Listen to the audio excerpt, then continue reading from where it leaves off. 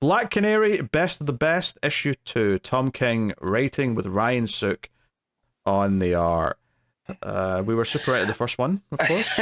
I'm still not a fan of Tom King's take on commentary over a fight, like because it's very, very, very wordy.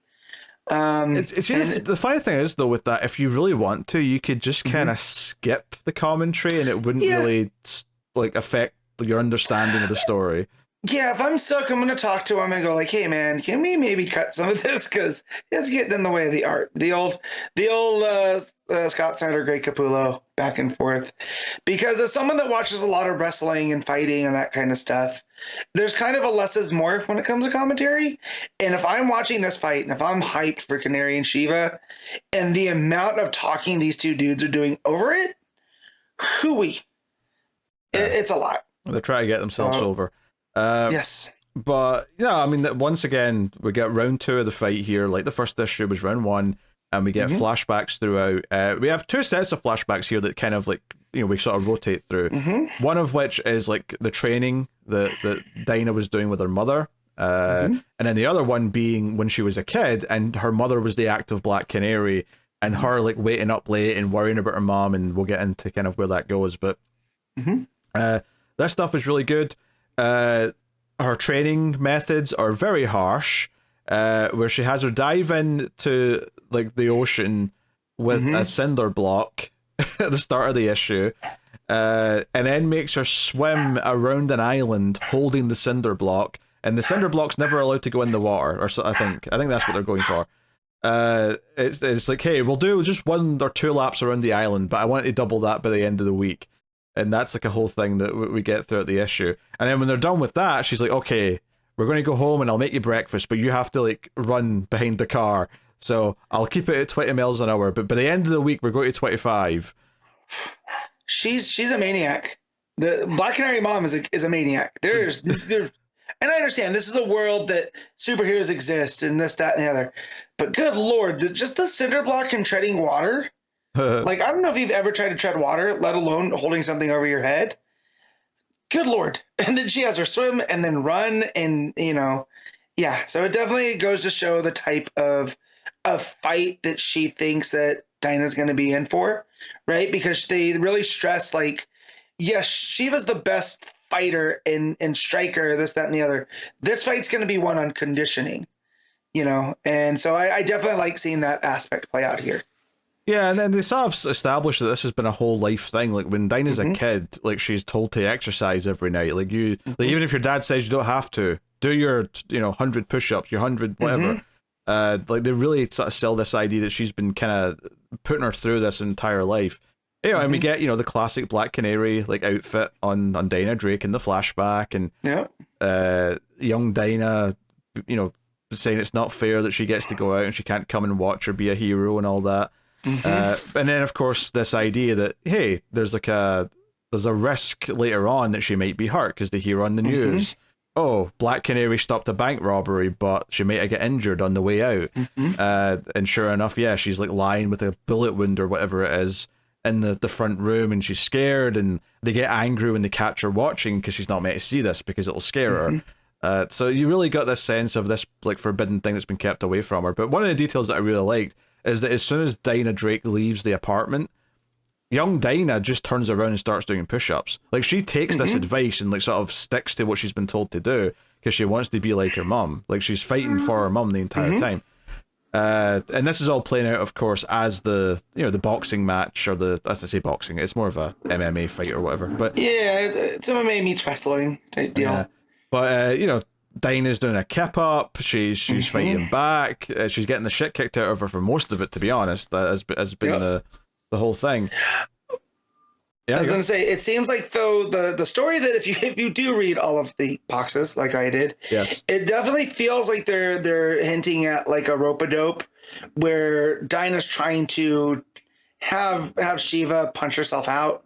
So then later it's gonna have some, but Dinah's also catching a beating at the same time, which when you're doing a rope-a-dope, you're not supposed to. So there's that part of the story as well. So I feel like there's a story being told on multiple levels here, and King really is excelling there. Yeah, and they do this thing as well where like Dinah's getting the shit kicked out of her. She's able to fight back, and the commentators even say she shouldn't be doing this. She's trying to tire out Shiva. She shouldn't be wasting all of her energy trying to like fight her just now. But what I really liked is the moment where like she really gets the shit beat out of her after that, where like it swings back and Shiva's like basically won and got her down. That happens as we're getting the flashback, where after training, her mum's going to give her like physical therapy, right? She's doing the massage and whatever, and it's right at that moment where like she just stops responding, and like Dinah like sits up to see where she is, and her mum's collapsed on the floor, and then the very next page is Dinah in the middle of the ring with Shiva standing over her, and it looks like it's over. It looks like this is it. So it mirrors kind of the darkest moment of the training, with like her being down and out in the ring, and everyone's saying it's over. But of course Dinah like crawls to the ropes and stands up, but and pulls herself up. Yeah. Although Shiva spits in her face first, just to add the insult. That's a bigger, her pulling herself up on the rope is very much in professional wrestling. There's like a last man standing match, where they're kind of the boringest to watch, right? Because you can only win by keeping your opponent down for a 10 count. So it's a lot of this fighting, and then when one's on the ground, this very slow count to 10, and you'll see the opponent pull themselves up on the rope in this way. And it was very reminiscent of that. So, skill, shouts to King and Sook for executing that on the page. Yeah, and this is where like as her mother's bleeding out and like try to like patch herself up with the husband in the front room, she like picks up her blonde wig and holds it in her bed. And this is the sort of thing where like if this was the ending of like a movie, this would be terrible. Because this would be like Shia LaBeouf picking up the indie hat at the end of Kingdom of the Crystal Skull, and we all groan at the obvious bait. But this is not that, because we are Dinah was always destined to become the next Black Canary, and she idolizes her mother. So this is like this very sweet thing of her like putting the wig on and seeing how she looks with it and looking in the mirror. This idolization of her that she's always had from a young age. And what's really nice about this is that at least at the very final page, and we praised the first issue for adding this wrench at the very end of the issue, where it was like Dinah has agreed to go down in the fight. The fight is fixed. She's agreed to go down so that she can save her mum. She'll get paid for going down in round 6, and that will let her get the money to give this top of the line treatment to save her mum. The end of this issue takes that and puts it in doubt in a beautiful way, where after her mum's collapsed, Dinah's feeding her some soup or whatever, and Dinah's mum says, look, this thing's going to take me soon, and there's only one thing I want before I die. I want you to win. So the end of the second issue gives Dinah an emotional reason to not want to throw the fight. So we actually don't know, at this point in the story now, we don't know if she's going to throw the fight or she's going to actually try and win the fight at the end. We don't know. And the way that they're framed across from the person that's doing the asking too. Yeah. They're rhymes of each other. So just, it's so good. Yeah, it's so good. It was such a surprise to hear Dinah say she was going to throw the fight at the end of the first issue. And then this issue, and I wasn't thinking it at the time, but I was like throughout this issue thinking, well, we know she's going to throw it later. Now, obviously, there's the drama of can she even make it to round 6? But maybe it takes some of the stakes away. But now that they've thrown this wrinkle in of like, no, her mum's like dying wish is to win the fight, effectively. Can she like does she go against her mother in some attempt to save her, even if her mother might not want that? Her mother might have accepted, I've had my time, death's on its way, all I want is for you to win. Does she ignore what her mother's wishes are to try and save her, or does she give her mother what she wants because she respects her so much? Like, it's actually a genuinely intriguing conundrum that we're now in with the character, where we don't know. And even if she makes it to round 6, what if she gets to round 6 and she loses, but it wasn't because she did it intentionally? What if she just loses? She can't keep going. Yeah. You know what I mean? But again, I feel like that's the story that they're telling, is the conditioning, right? She's got the heart, right? This is Mickey and Rock, and you know what I mean? She's got that will, the eye of the tiger type deal, and she's gonna pull that from her mom. So I can see both scenarios play out. Yeah. Honestly, I did not expect them to hit me with arguably an even better end of issue reveal that recontextualized what was going on in the fight. If they can somehow pull this off at the end of every issue, I will be very impressed, because I don't know what else they could add into this now. Yeah. But the fight now has even more stakes and more intrigue than it ever did in issue. And I loved issue 1, but I think the ending of this made it even better, because now I'm like, oh, is she trying to win? I don't actually know. Yeah, because everything that she does, it seems like, oh, we know this is, she's just delaying the fight till a certain point where then she can get the money. Well, it's like, well, now wait, does she keep getting up because she wants to make her mom proud?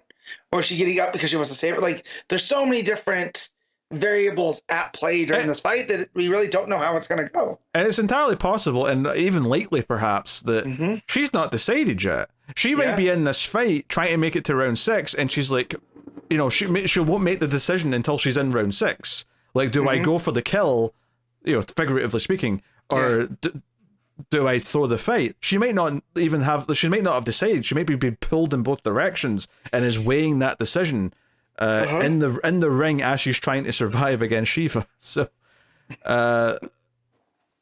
yeah, this is fantastic. Good stuff. It's arguably better than issue 1. The only real critique is that maybe some of the commentary from the commentators in the fight is a bit excessive and doesn't really need to be there.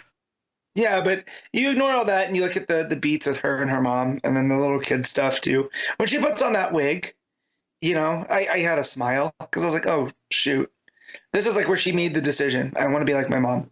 Yeah. Despite everything that she's going through, right? She knows the dangers. She understands that, right? The mom might not come home, and now she's still making the decision. I want to be like her. So yeah, just again hitting on those emotional beats. Tom King so far in this book, he's 2 for 2. Could Dinah argue with her mother? Let's say later in the story, in the flashbacks, Dinah reveals what she's going to do to her, and they have an argument about it. Could Dinah argue that her mother's given up, and maybe her mother could throw that back in her face by saying, well, you're going to give up in the fight. You're not supposed to quit fighting. You're supposed to fight to win. And then she could be like, well, you should fight to win. You should fight to live. You know, there could be that debate at some point, potentially. Yeah, for sure. There's a lot of good stuff here. So, yeah, excellent. What are you giving Black Canary best of the best issue 2? I'm going to give it a 9. Yeah, I think it's a... it's arguably a 9.5. I might ding it just slightly for the commentary being a bit too excessive from the boxing match or the fighting match, but yeah, excellent stuff. No, this is pretty top tier.